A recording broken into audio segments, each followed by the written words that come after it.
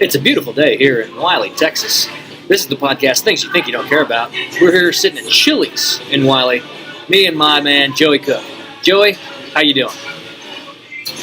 Well, Josh, some might say I'm living the dream here today in beautiful Wiley, Texas, at Chili's Bar and Grill. You bet. Did you know, first of all, that Chili's is considered a Tex-Mex restaurant? I did not. I did not know this. I just thought it was Americana.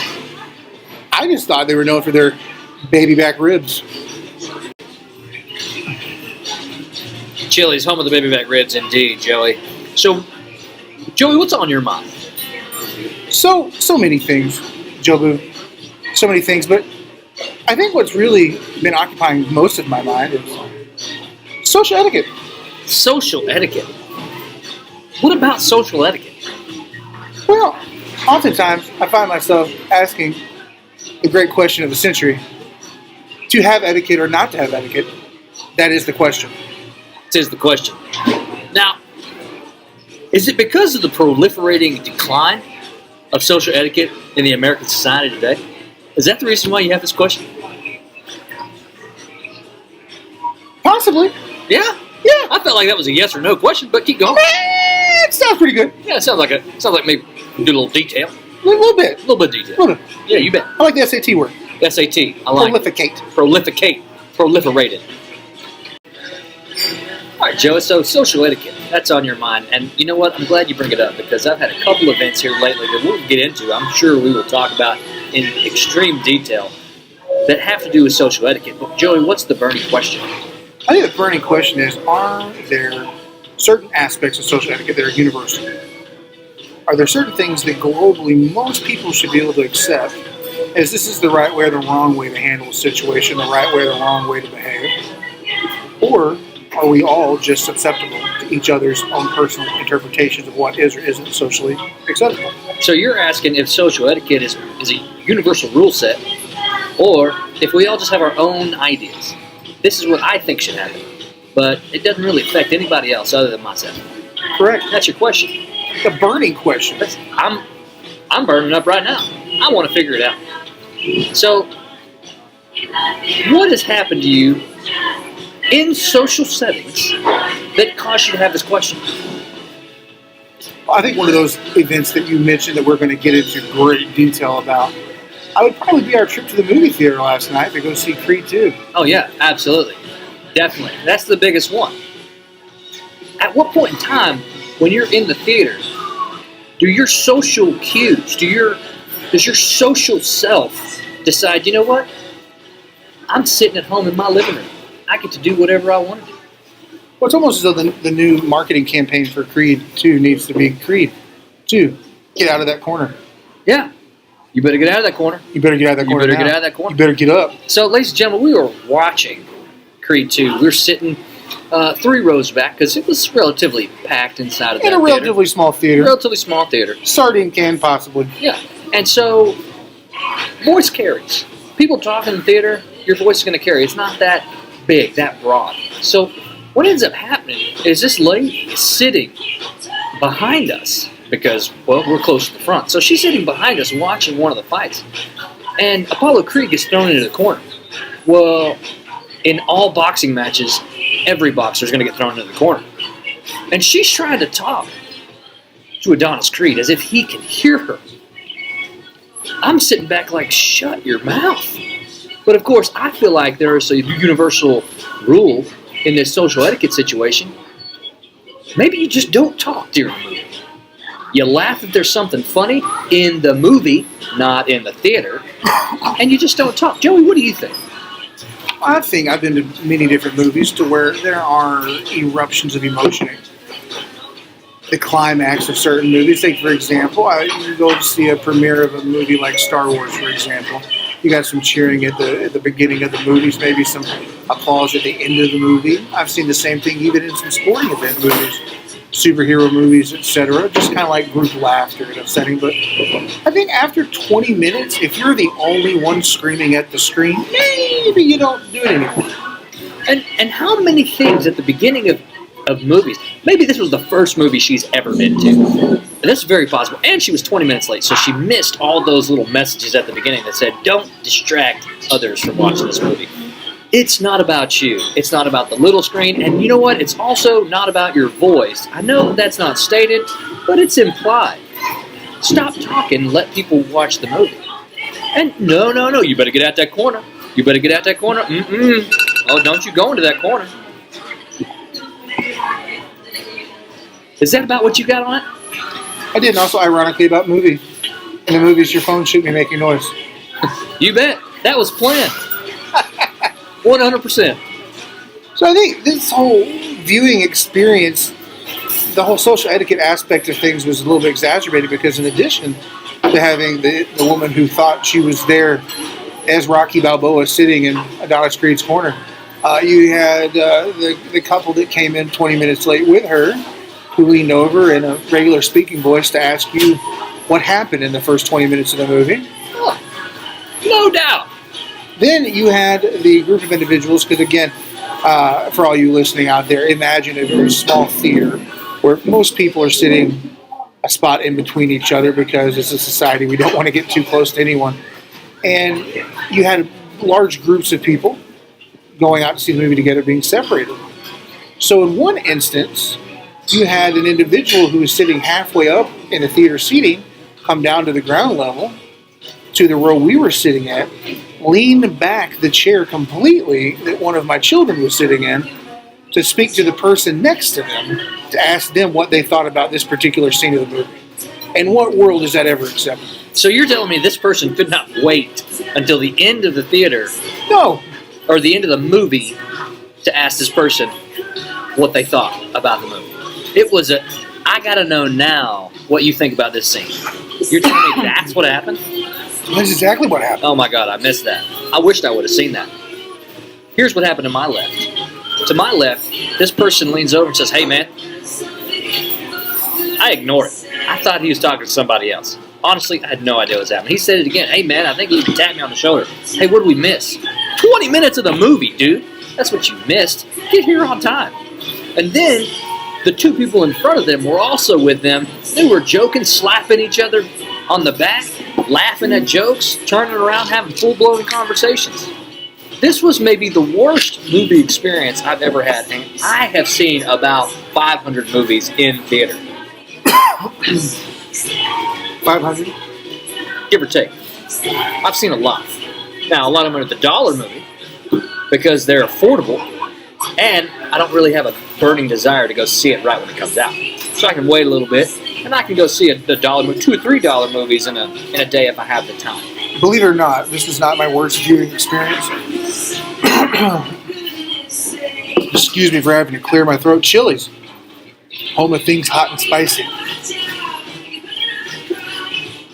I was once at the Dollar Theater, which I'm trying to find the right words to articulate the condition of this. For folks in their 30s, they grew up around Garland area. You're familiar with the Hollywood Cinemark Theater. Oh, Hollywood was booming back in the day. It was booming back in the day. It was like the creme de la creme of movie theater watching experiences. It really was. Home to most of our first dates. You bet. You bet. Hashtag Little Giants. It's a great movie. Love those party packs. Oh, man. A cheap date, too. Hey, he might beat you 99 times out of 100, but that still leaves one time. How many times growing up after that movie, though, did you want to put the Alka-Seltzer in your mouth when you played football? Every day. All day. At any rate, so went to go see a movie there now that's a Dollar Theater probably about 5, maybe 6 years ago. They still had not switched over to digital projectors. So literally, you heard the flap, flap, flap, flap, flap. You saw where the film had been damaged and there was like little sunspots in it. Nice. But apparently some individuals thought in this theater it was BYOB. So you had someone go open the exit door so that someone could bring in their own beer. Nice. So as the movie progressed, it sounded much like a bar that has glass bottles. You heard bottles breaking, and then you also heard bottles rolling down the decline, if you will, from top to the bottom seat. Well, that is literally what it is, so I will. Yes. So if you wanted to go to a movie and say, you know what, it'd be really cool if I bowled using beer bottles, then you would have loved that experience. That would have been the best possible opportunity to do that. Yes. Okay. The other problem with that theater, I would have to say, too, is that every other seat was wet. Wet or broken? Well, I mean, as wet as they were, I would have considered them broken.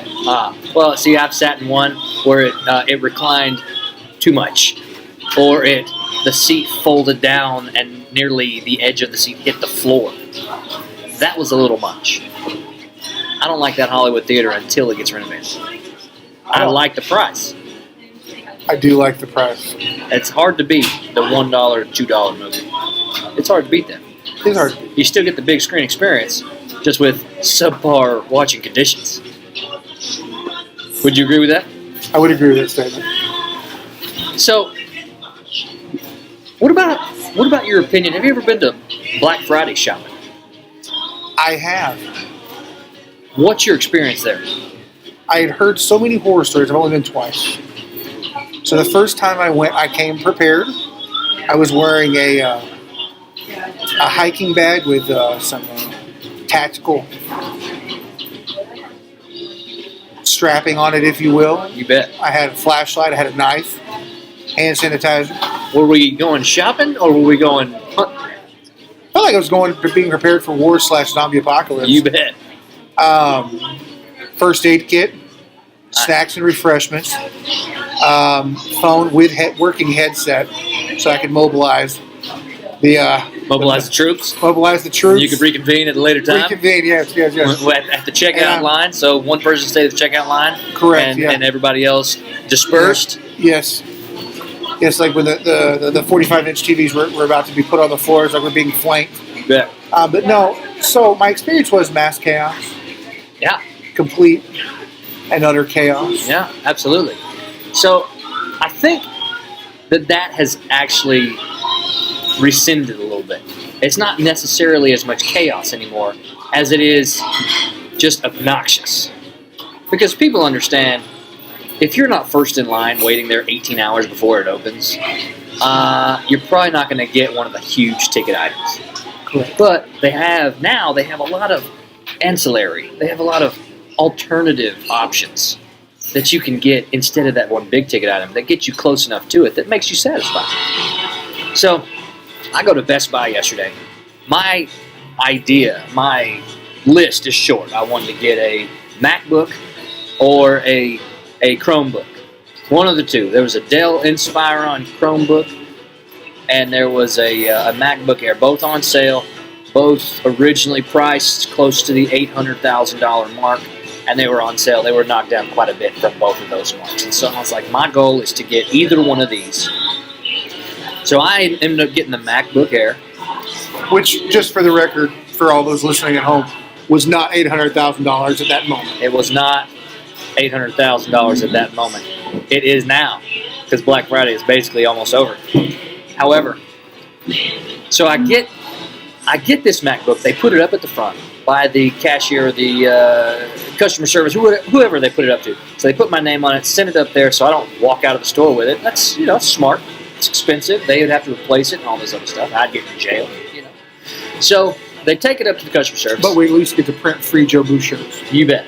Absolutely. We can still do that, by the way. So I get in line. More to come.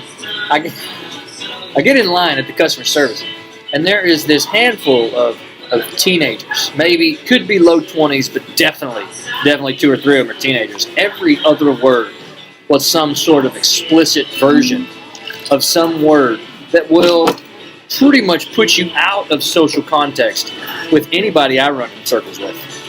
There's this one guy, it was silent for easily 30 seconds. And he came up and said, "You got me effed up." And I'm standing in front of him like, who? And how? You've been standing this, what was the point of saying that? What's the point of having dialogue where every other word is profane? Are you saying anything? Are you communicating any message? When there's 6 kids in front of me, younger than, let's say, 12. What are you doing? Why are you portraying yourself to be that type of person where you just don't care who's around you? You're going to say whatever you want to say, regardless of how stupid it is, regardless of how loud it is. How can you go in a setting like that where there's clearly about 800 people and just be the loudest 5 people in the bunch?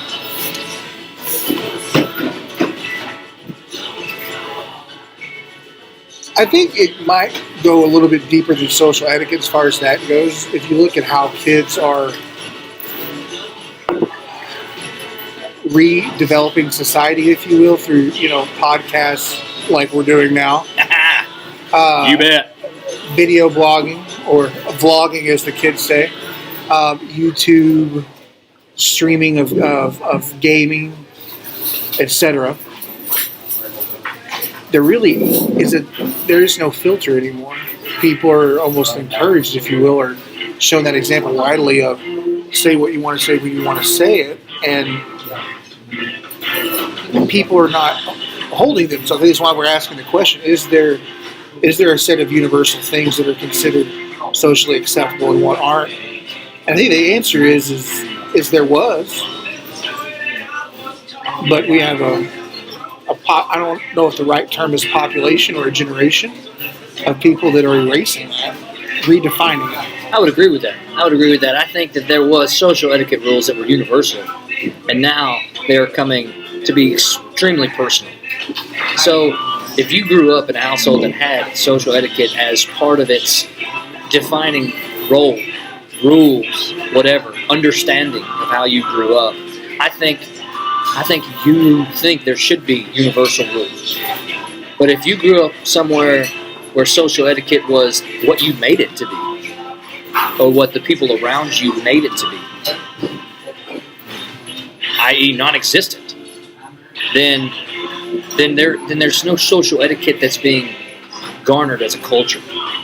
Right, but you did have some of those universal things, I think, that were promoted and adhered to, demonstrated in different aspects of culture that don't exist now.